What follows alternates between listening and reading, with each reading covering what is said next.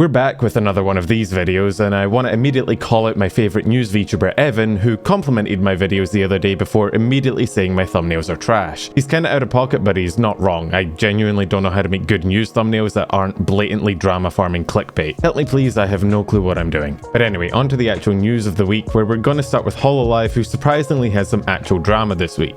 Hololive is normally pretty squeaky clean with regards to drama, and after being around as long as they have, most people were happy to give them the benefit of the doubt if they do get in trouble, which is probably the only reason this week's drama has been somewhat contained and not taken over the entirety of the internet. Earlier this week, the Japan Fair Trade Commission put out a press release where they revealed that they had sent recommendations and guidance to Cover Corporation due to their violations of certain parts of the Subcontracting Act, which is the easier to say short version of this big legal thing. Now, as I always say, I'm not a lawyer. The fact that this description of Cover as making so-called VTuber videos made me giggle despite being probably the correct legal way of saying what they do should be proof enough of that. But my general understanding of the situation is this. In the Act, there are several laws meant to protect contractors from being mistreated by the people that hire them. There are two important ones for this situation. The one that prohibits unjustified changes to or redoing of work, and the one that prohibits delays in payment of fees. The Commission states that between April of 2022 and December of 2023, Cover had requested additional changes from multiple artists that they hired after receiving their completed commissions. They requested these changes free of charge despite this additional work not being clear from the specifications in their own order instructions. They say that this happened over 243 times between 23 subcontractors and give several examples shown here, including one where they make 3 redo requests after the inspection period of the commission and 2 redo requests over 3 months after they had received the completed work and told the artist it was finished. In this specific example, the artist also didn't receive payment for their work until 619 days after their initial submission. That leads into the second act that they were found to violate, the one about delays in payment.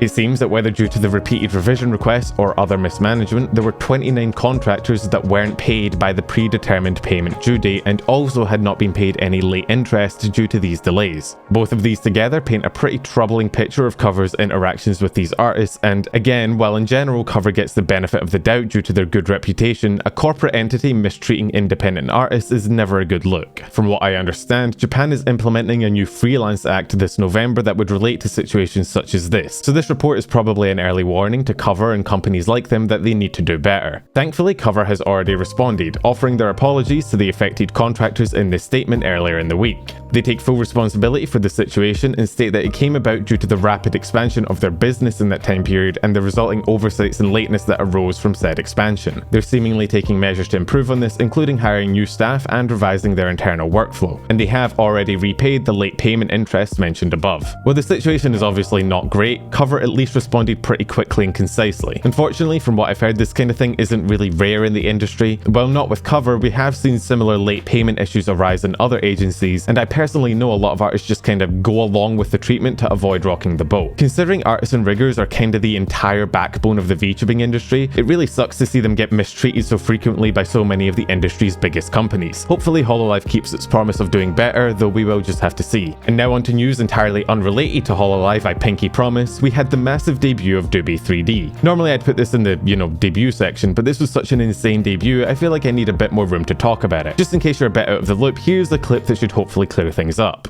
I am Emmy-winning Foley artist, kind of. So yeah, I worked as a Foley artist for a while on a few different animated shows, like Guardians of the Galaxy animated show, Spider-Man animated show, Wizard of Oz animated show, which is the one that won an Emmy.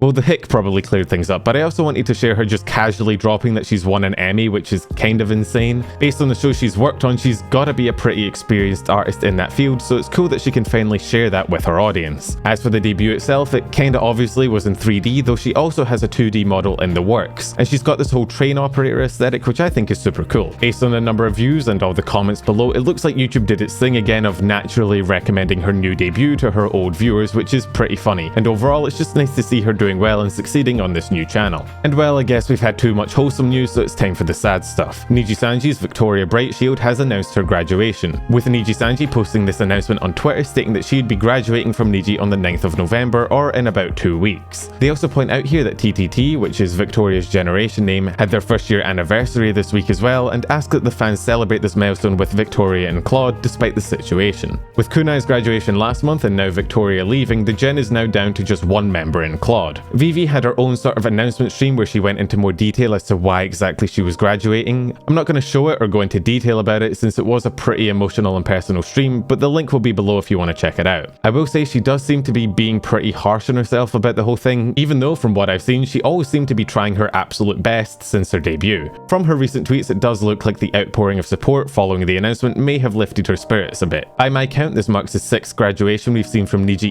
this year alone, which when combined with the horror stories we've heard from past talents is furthering the whole anti-Niji sentiment you've probably seen all over the internet. I can't say I don't understand where it came from, especially following the whole Selene thing and Vivi's announcement stream being genuinely heartbreaking. I'm hardly going to be the guy defending Niji, and I've criticised him a lot in the past. I just ask that people keep in mind that at the centre of any graduation is an actual person who may not be happy to be used as a bludgeoning tool to attack their company. So when you kind of twist their graduation into a positive thing and then use it as ammo against Niji, it comes across as a bit insensitive, especially to someone who's probably already going through a lot at the moment. Personally, I'd suggest waiting to see if Vivi appears on another account, like this random one for example, and going and showing her some support there. Anyway, now back to some more positive news with this week's debuts and outfit reveals, where we're going to start with Callie teasing her upcoming new 3D model set to debut on Halloween. That's going to be a bit of a trend for this video, by the way. About 500 things are happening on Halloween next week. We had quite a few agency announcements this week, starting with Globy, who announced their upcoming 3rd gen set to debut on November 9th. V-Fleet teased their upcoming gen debuting next week on the 1st. Aka Virtual EN announced their 1st generation debuts for November the 16th. Yoshiko Productions debuted their newest member Moriko, and Lucid Multimedia is going to be welcoming 10 new talents into their agency, 8 of which seem to be former members of Hololive EN's YouTube division that dissolved last week. Nijisanji's Uki had his 3D reveal stream, and Ver revealed his 2nd outfit and 3.0 lore in his last stream before his hiatus. We'll talk about that in the last section of the video. Avalum's Cassian had his 3D debut, followed by the reveal of his 1st original song, Many Many More. Ushio Ebi debuted her new model, Sayu debuted her Halloween outfit, Mega had her 2.0 debut that I hopefully have footage for, it's happening literally today, Tricky announced her Halloween debut, Buff Pup teased her debut that is also set to happen today, Cha-Cha teased her debut coming this November the 7th, and Hololive Zeta had her 3.0 reveal showcase that I definitely knew was happening and didn't get jump scared with while editing this video. Also, if I had a nickel for every Sonic model that got debuted this week, I'd have 2 nickels, with both Anja and Teki debuting one earlier in the week. Something weird happened twice. And for the events and releases of the week, prepare yourself for even more Halloween events. I know we had a bunch announced last week, but we've got even more this week. Pixel announced their 10 days of Halloween in the lead up to the 31st, where they'll be having some online meet and greets. VNU announced their 4-day Halloween party, Kawaii's Nova announced a duet concert to celebrate Halloween featuring a bunch of VTubers, and FaZe Connect announced their Week of Shrieks. Hololive's Callie and Iris hosted a race between some of the other EN talents to go along with the release of the Hololive Eurobeat album. Hololive also announced the dates for their 6th festival. Miko's first live concert went incredibly well. Callie dropped a new music video for Lose Lose Days and announced an upcoming J-Rap focused concert, and Bae had a 3D performance live. Also, Suisei is apparently collaborating with the Japanese Space Agency. I can't read the language, so I don't know if they're going to shoot her into space to perform for the Martians or something, but I'm 100% on board. Nijisanji had their Terrasanji Echoes of the Dark Realm live performance based on a script written by Wilson, and Scarla revealed her first dress-up minigame. Mint and Dokibird are having a 3D live concert together called The Phantom Thief's Revenge, set to happen on December 14th.